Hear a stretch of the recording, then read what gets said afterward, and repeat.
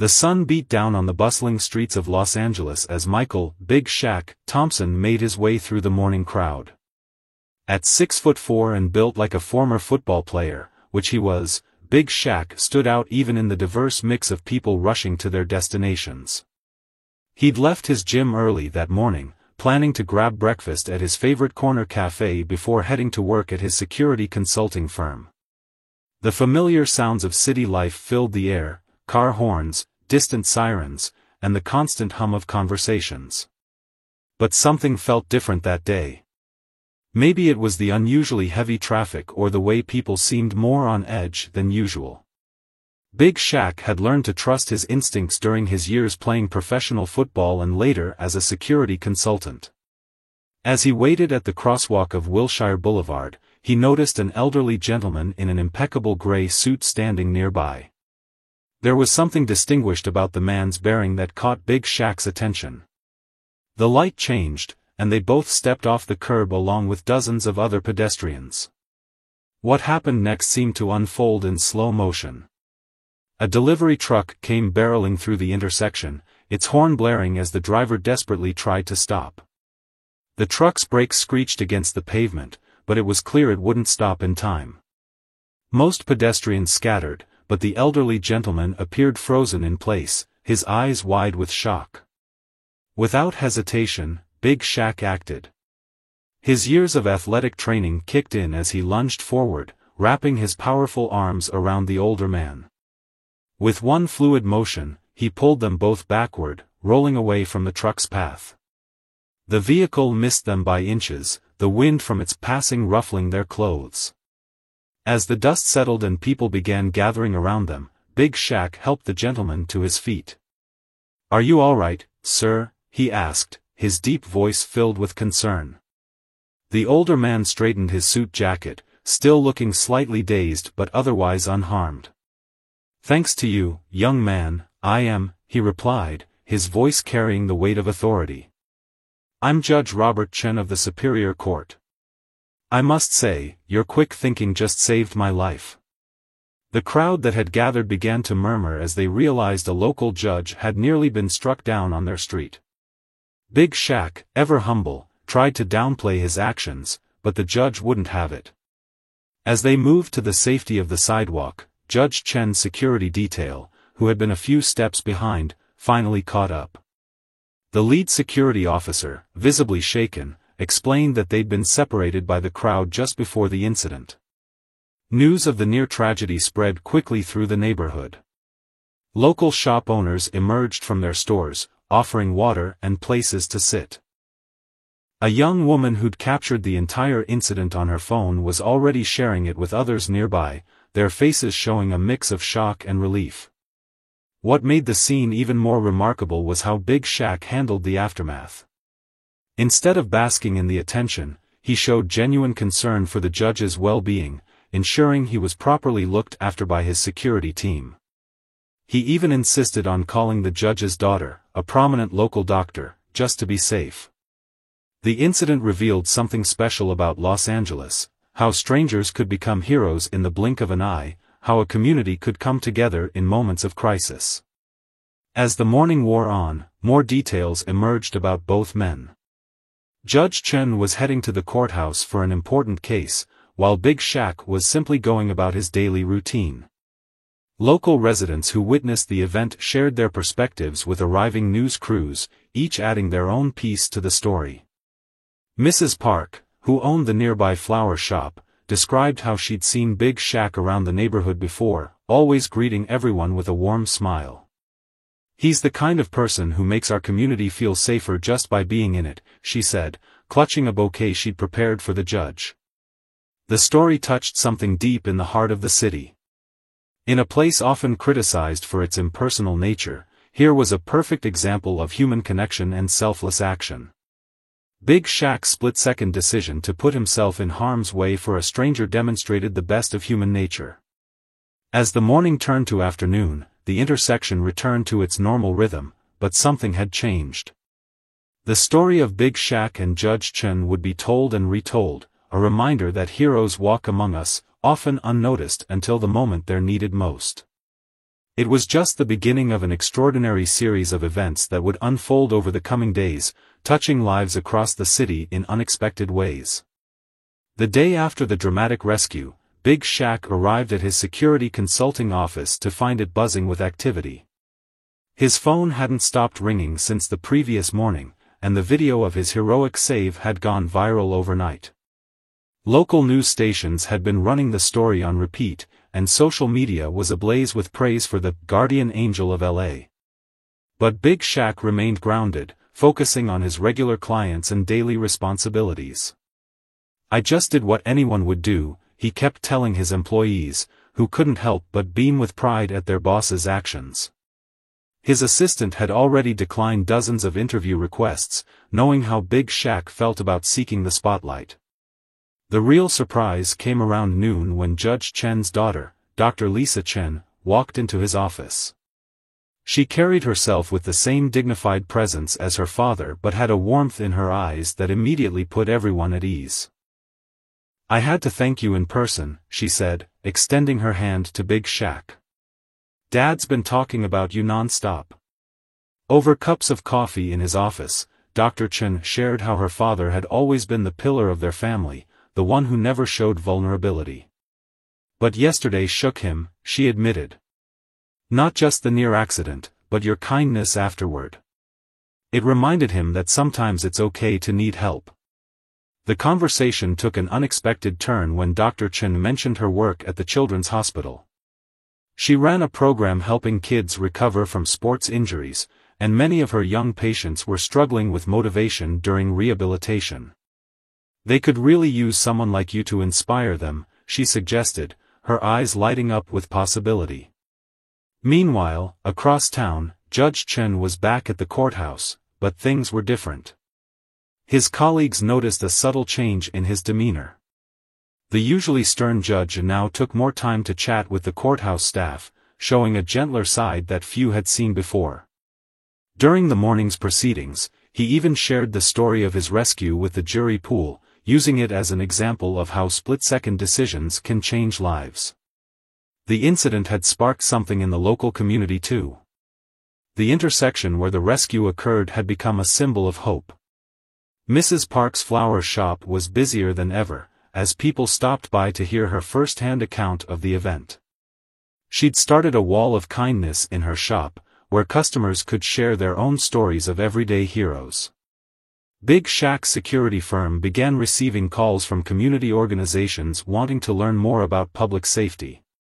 The local high school principal reached out, hoping Big Shaq would speak to the students about the importance of staying alert and helping others. The ripple effects of that one morning continued to spread. Late that afternoon, Big Shaq received another visitor, the truck driver from the incident. Looking tired and distressed, the man introduced himself as Roy, a father of 3 who'd been driving delivery trucks for 20 years without a single accident. He explained how his brakes had unexpectedly failed, and he'd been tormented by what could have happened. Instead of showing anger, Big Shaq listened to Roy's story with compassion. They talked about the importance of vehicle maintenance, about family, and about how sometimes things happen that are beyond our control. By the end of their conversation, both men had gained a new perspective on life's unexpected challenges.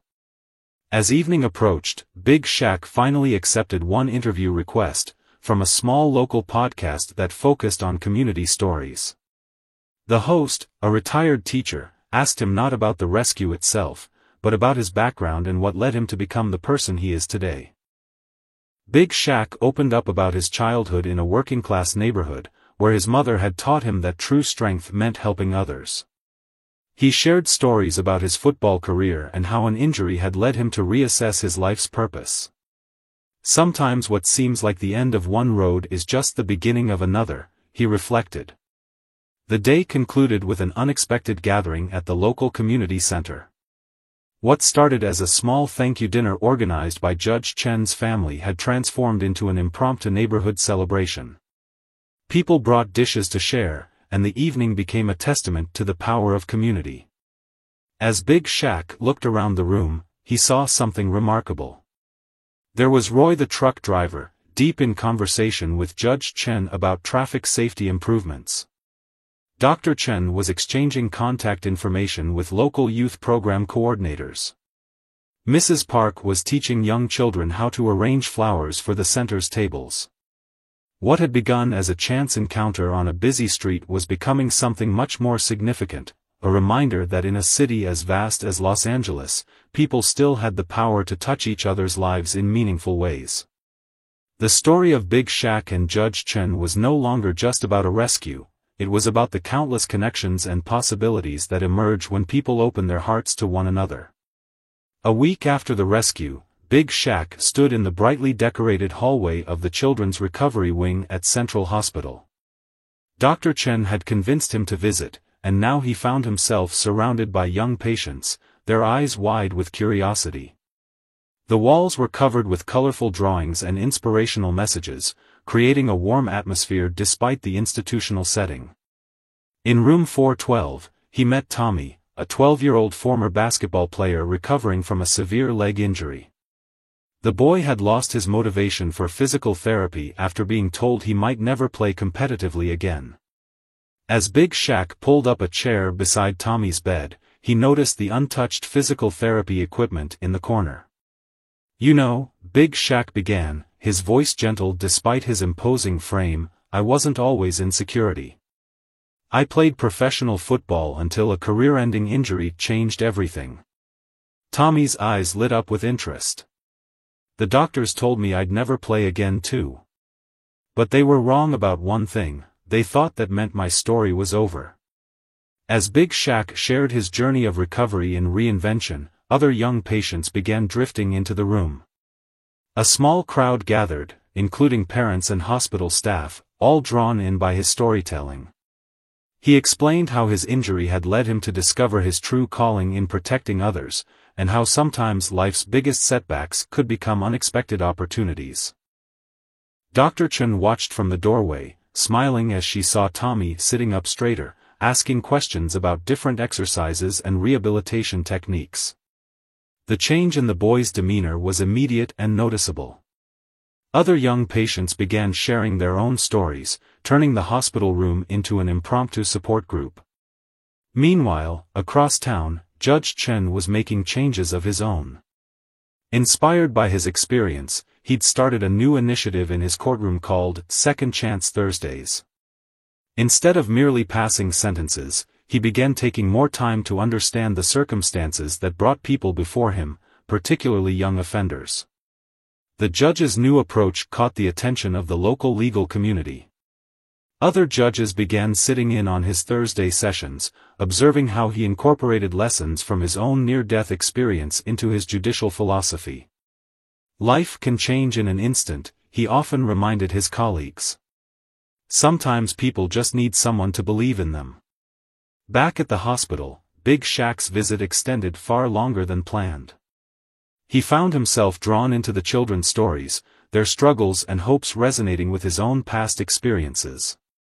When Tommy finally agreed to try his physical therapy exercises, Big Shaq stayed to encourage him, sharing techniques he'd learned during his own recovery. The day took an unexpected turn when Roy, the truck driver, arrived with his children. He'd heard about Big Shaq's hospital visit through Mrs. Park's community grapevine and thought his kids might benefit from meeting someone who understood the importance of perseverance. His youngest daughter, shy at first, soon joined the other children in their impromptu therapy session. As the afternoon progressed, the hospital wing transformed into a space of healing that went beyond physical recovery.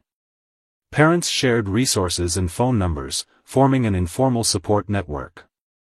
The physical therapy staff took notes on Big Shaq's motivational techniques, planning to incorporate them into their regular sessions. Dr. Chen seized the moment to announce a new program she'd been developing, a peer support initiative that would connect current patients with former athletes who'd overcome similar challenges. Big Shaq had unknowingly provided the perfect launch for her project, demonstrating exactly the kind of impact she'd envisioned. The energy in the hospital that day sparked something new in Big Shaq as well. Watching the children push through their exercises, supporting each other's efforts, he remembered why he'd first fallen in love with sports, not for the glory or competition, but for the way it brought people together, creating communities of support and encouragement. As evening approached, Mrs. Park arrived with flower arrangements for every room in the wing, each one accompanied by a note sharing a different story of resilience from her wall of kindness. The hospital corridor bloomed with color and hope, much like the community that continued to grow around Big Shaq's simple act of heroism. Before leaving, Big Shaq made a commitment to return regularly, not just to motivate the young patients but to learn from their courage and determination.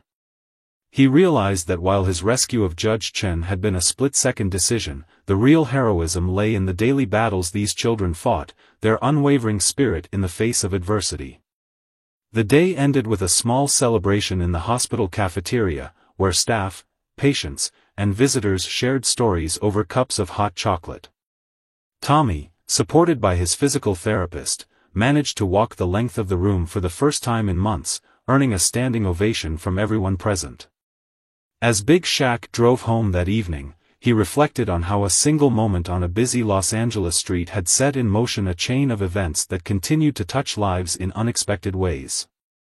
The story wasn't just about a rescue anymore, it had become about the countless small acts of heroism that happened every day, in hospital rooms and courtrooms, in flower shops and on city streets. 1 month after the rescue, the impact of that fateful morning continued to ripple through Los Angeles in remarkable ways. The conference room at Big Shaq's security firm had been transformed into a weekly meeting space for what people now called the Community Guardian Program. Local business owners, former athletes, and medical professionals gathered to discuss ways to make their neighborhood safer and more supportive. Tommy, the young patient from the Children's Hospital, had become the unofficial mascot of the program.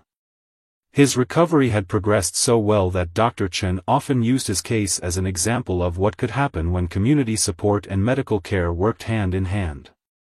The boy who once refused physical therapy now helped encourage other young patients, sharing his own story of transformation.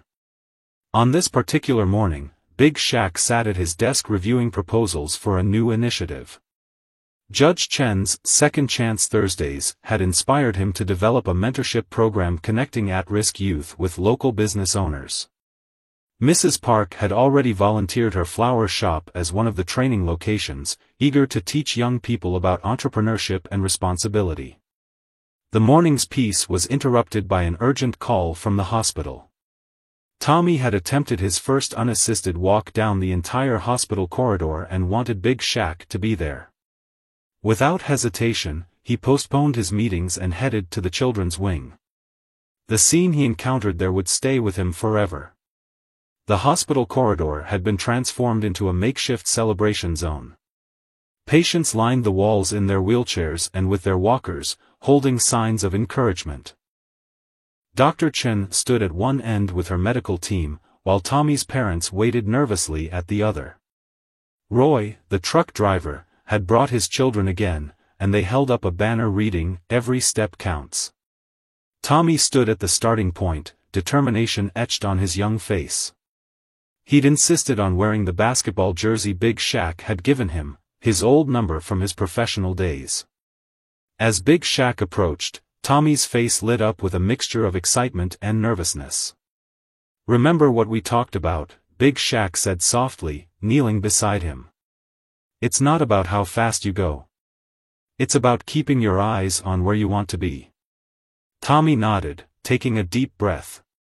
The entire corridor fell silent as he took his first step. What happened next became another story that would be shared across the community for years to come. Step by step, Tommy made his way down the corridor. Each movement was deliberate, challenging, but he never stopped. When his legs began to shake halfway through, he paused, looking up to find Big Shaq walking alongside him, not touching, but present, a silent guardian ready to help if needed. The final steps were the hardest, but the corridor had erupted in cheers of encouragement. Even Judge Chen, who had stopped by during his lunch break, stood watching with visible emotion. As Tommy reached his parents, the celebration that followed wasn't just for his achievement, it was for every small victory that had led to this moment. Later that afternoon, Judge Chen invited Big Shaq to observe one of his Second Chance Thursday sessions. The courtroom had a different energy on these days. Instead of the usual tension, there was a sense of possibility in the air. Young offenders appeared before the judge, but instead of facing traditional sentences, they were offered opportunities to connect with mentors from the Community Guardian program. As Big Shaq watched, he saw how Judge Chen had transformed his near-death experience into a force for positive change. Each case was handled with careful consideration of the person's circumstances and potential.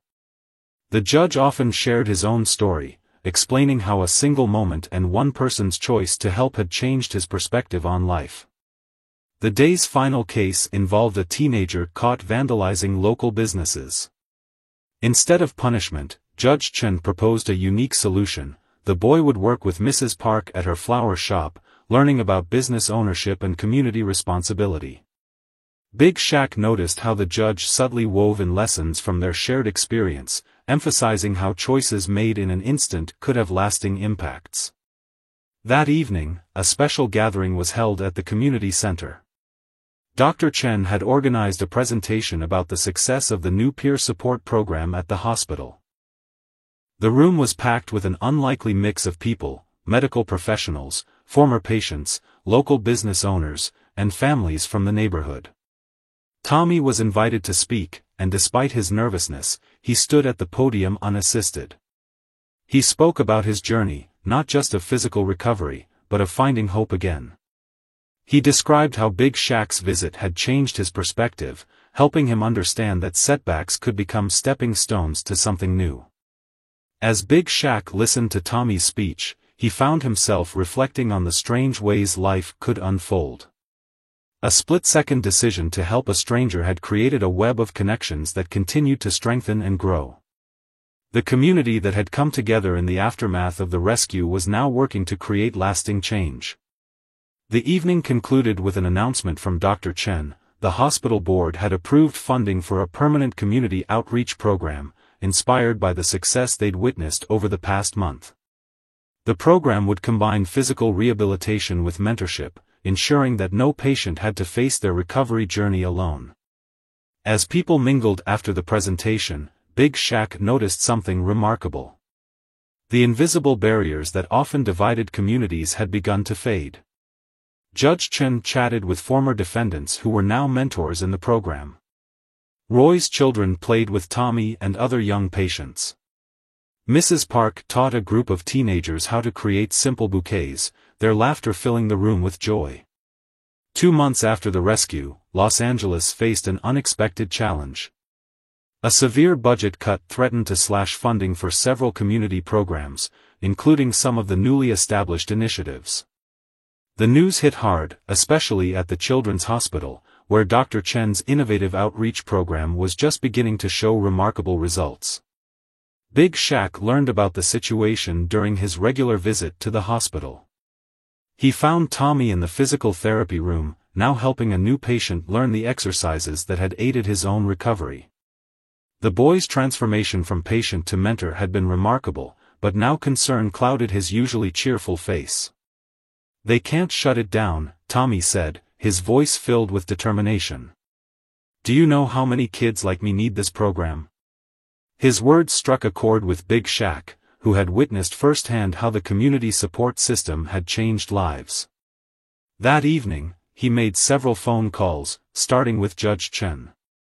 The judge, having experienced the power of community intervention through his Second Chance Thursdays, immediately understood the gravity of the situation.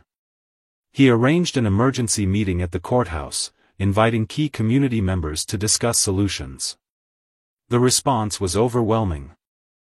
Mrs. Park arrived with detailed records of how her flower shop's mentorship program had reduced vandalism in the neighborhood by 60%. Roy, the truck driver, brought statistics showing improved road safety since the implementation of the community awareness programs. Local business owners shared stories of young people whose lives had been turned around through the mentorship initiative. But it was Dr. Chen's presentation that truly captured everyone's attention. She had compiled a comprehensive report showing how the hospital's community outreach program had not only improved patient recovery rates but had actually reduced healthcare costs in the long run. The data was compelling, but the personal stories were even more powerful. One by one, former patients and their families stood to speak. A teenage girl described how the peer support program had given her the courage to walk again after a severe accident. A young boy explained how the community mentors had helped him overcome his fear of returning to sports. Each story added another piece to the puzzle of why these programs were essential. Big Shaq listened intently, his security background helping him spot an opportunity. He proposed combining resources and creating a unified community support network that could operate more efficiently while serving more people. The idea sparked a wave of creative solutions from others in the room. Judge Chen suggested using the courthouse's community service program to provide additional volunteer support. Mrs. Park offered her shop as a central meeting point for program coordinators. Local business owners pledged to create a fund to help bridge the budget gap. Even Roy introduced a plan to organize a network of volunteer drivers to help patients attend their therapy sessions. As the meeting progressed, something remarkable happened. What had started as a crisis response transformed into a blueprint for an even stronger community initiative. People who had never worked together before found common ground in their desire to protect what they'd built. Tommy, who had insisted on attending the meeting, stood up to speak. His voice shook slightly, but his words carried the weight of experience. He described his journey from hopelessness to healing, emphasizing how the community's support had made all the difference. This program isn't just about getting better physically, he explained.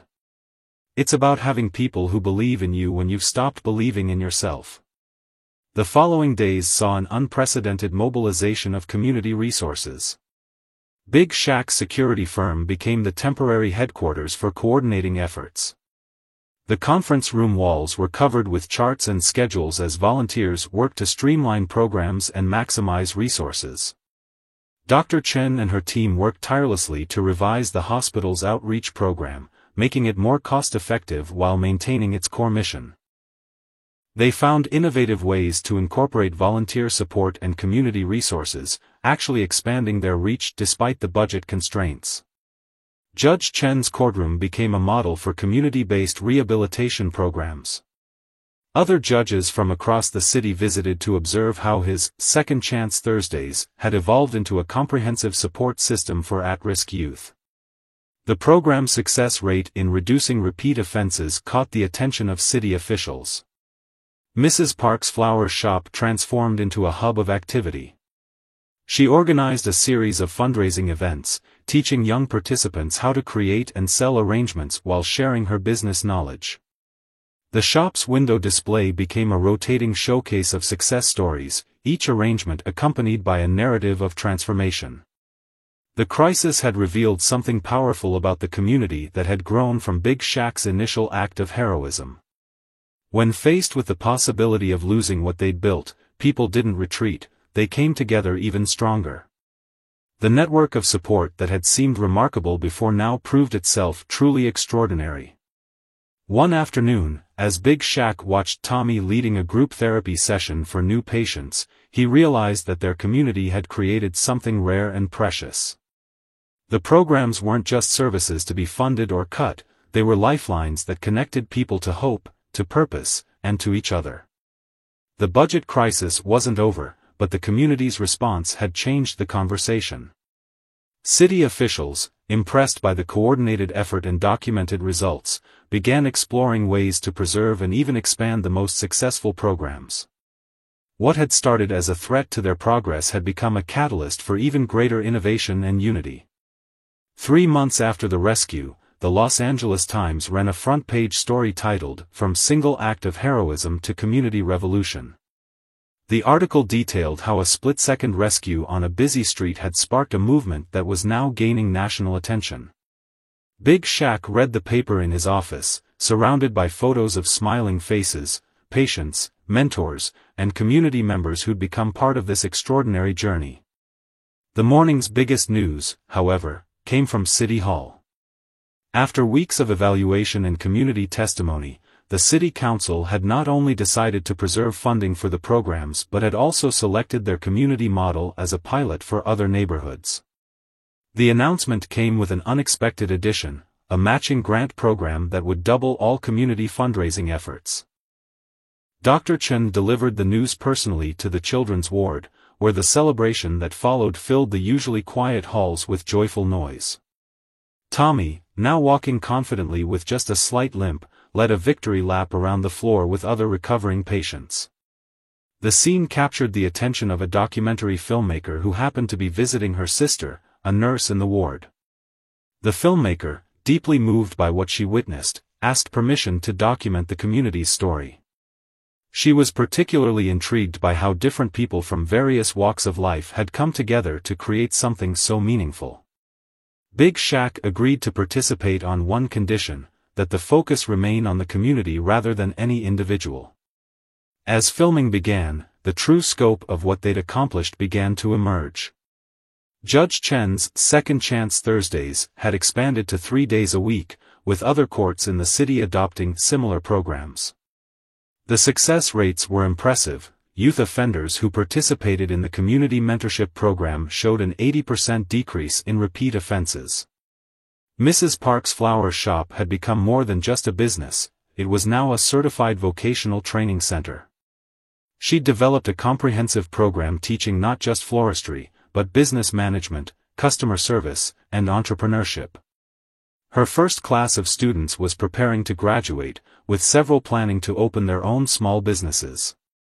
Roy, the truck driver whose near accident had started it all, had become an unexpected leader in community safety initiatives. He'd organized a network of professional drivers who volunteered their time to teach defensive driving courses and provide free transportation for medical appointments. His children had become regular volunteers at the hospital, reading to younger patients and helping with activity programs. The documentary crew captured a particularly moving moment during one of Big Shaq's security workshops. He was teaching a group of teenagers about situational awareness and responsible citizenship when Tommy made a surprise appearance. The young man who had once struggled to take a single step now demonstrated safety techniques alongside his mentor, showing how physical challenges could be transformed into sources of strength. Dr. Chen's hospital program had evolved into a comprehensive rehabilitation model that combined physical therapy with community integration. Medical professionals from other cities began visiting to study their approach, particularly impressed by how they'd managed to improve patient outcomes while reducing costs through community involvement. The film crew followed Judge Chen during a particularly memorable Second Chance Thursday session. A young teenager, caught vandalizing the same businesses repeatedly, stood before the court. Instead of delivering a punishment, the judge introduced the boy to Tommy, who shared his own story of transformation. The connection was immediate and powerful, demonstrating how peer mentorship could reach places traditional intervention couldn't. As word of their success spread, unexpected opportunities emerged. A major sports foundation, impressed by the community's approach to youth rehabilitation, offered to fund a specialized gym facility at the hospital. The space would be designed to accommodate patients with various physical challenges while also serving as a training center for community fitness programs. Mrs. Park's flower shop became the subject of a business school case study, highlighting how small businesses could serve as catalysts for community change. Her mentorship program had grown to include participants from all age groups, with senior citizens teaching traditional flower arranging alongside young entrepreneurs learning modern business practices. The documentary captured countless small moments that illustrated the program's impact: a former patient teaching chess to current hospital residents, business owners mentoring young offenders, community members organizing food drives for families dealing with medical crises. Each story added another thread to the tapestry of their shared success. Big Shaq's security firm had evolved as well, developing specialized training programs for organizations wanting to implement similar community-based initiatives. His team now included former program participants who brought their personal experiences to the training sessions, making them more relatable and effective. One afternoon, as the film crew interviewed Tommy about his journey, he shared something profound. "Before all this, I thought being strong meant not needing help," he said, glancing at Big Shaq who stood nearby. "Now I know that real strength is being part of something bigger than yourself." The documentary team was particularly moved by the way the community celebrated small victories. Every week, they gathered at the community center to share updates and support each other's progress. These meetings had become a blend of practical planning and emotional support, where people from all walks of life found common ground in their desire to make a difference. As filming neared completion, the crew captured a moment that seemed to embody the spirit of their achievement. During a community celebration, Judge Chen, who once stood frozen in the path of danger, now stood proudly watching Tommy demonstrate a new physical therapy technique to a group of young patients. The transformation wasn't just in the programs they'd built or the lives they'd changed, it was in how they'd redefined what community could mean. 6 months after the rescue, the community gathered in the renovated hospital auditorium for the premiere of the documentary, The Guardian Effect. The space was packed with familiar faces, patients, mentors, volunteers, and supporters who had become part of this remarkable journey. Big Shaq sat quietly in the back, watching as their shared story unfolded on the screen.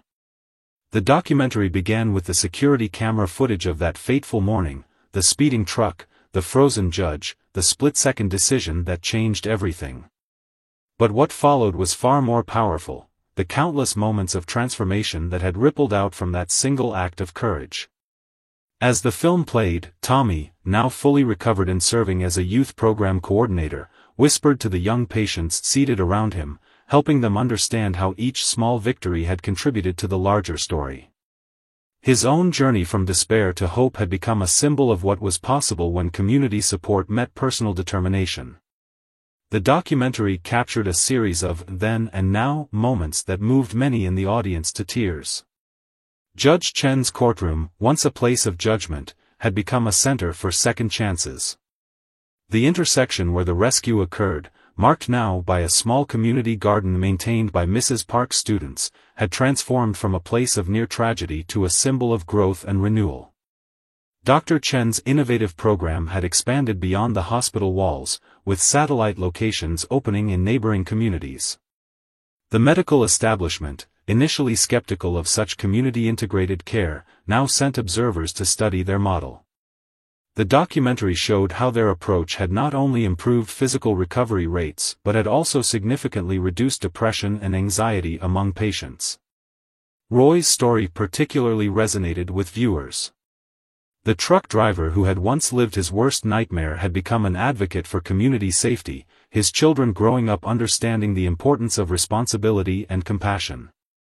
His transportation network had expanded to include a fleet of volunteer drivers, ensuring that no patient missed treatment due to lack of transportation. The film crew had captured something extraordinary during their final week of shooting. A young boy, newly admitted to the hospital after a serious accident, had been refusing to engage with his treatment plan. Tommy had spent hours by his bedside, sharing his own story, while Big Shaq stood quietly in the doorway, watching his former patient become a healer in his own right. As the documentary showcased the expanding impact of their initiatives, it became clear that what had started as a single community's response to crisis had become a blueprint for social change. Other cities had begun implementing similar programs, adapting the model to their own community's needs while maintaining the core principle of connected care. Mrs. Park's flower shop, featured prominently in the film, had blossomed into something far beyond its original scope. Her business training program had graduated its first class, with several participants opening their own shops in neighboring areas. Each new business became another anchor point for community support and mentorship. The documentary's most powerful moments were the quiet ones, a former offender teaching art to hospital patients, elderly community members sharing life stories with troubled youth, business owners working alongside their ments. These scenes illustrated how true change happened not in grand gestures but in daily acts of connection and care. Near the end of the film, the camera followed Big Shaq as he walked through the community he'd helped transform. Every few steps, someone would stop him, a patient sharing good news, a parent expressing gratitude, a young entrepreneur seeking advice. His simple act of heroism had sparked a movement, but it was the community's response that had turned it into a lasting change. As the credits rolled, Judge Chen stood to address the packed auditorium. His voice carried the weight of someone who had not only witnessed but lived through transformation. 6 months ago, I was a man who nearly lost everything, he said. Today, I stand before you not as someone who was saved, but as part of something that saves others every day. The premiere ended with an unexpected announcement. The city had approved funding for a permanent community guardian center, a space that would house all their programs under one roof. The building would include a rehabilitation facility, classroom spaces, a business incubator, and a community gathering area. It would stand as a testament to what was possible when people came together with purpose and compassion. After the screening, as people mingled and shared their reactions, Big Shaq found himself in a quiet moment with Tommy. The young man who had once been a struggling patient was now preparing to start college, planning to study physical therapy with a focus on community health. "You know what I learned from all this?" Tommy said, looking around at the gathered crowd. "A hero isn't just someone who saves a life in a moment of crisis. It's someone who shows others how to save themselves, and then teaches them to do the same for others." The documentary would go on to win several awards and inspire similar initiatives across the country. But its greatest impact was on the community itself, where the simple truth it revealed continued to transform lives, that the most powerful acts of heroism weren't in the dramatic moments of rescue, but in the daily choice to show up for others, to believe in possibility, and to build connections that could weather any storm. As the evening drew to a close, Big Shaq stood outside the hospital, looking up at the lights of the ward where his journey with this community had begun. A group of young patients waved to him from their windows, their faces bright with hope. In that moment, he understood that while his split-second decision to save Judge Chen had started this story, it was the thousands of decisions made by ordinary people every day that had turned it into a legacy of lasting change.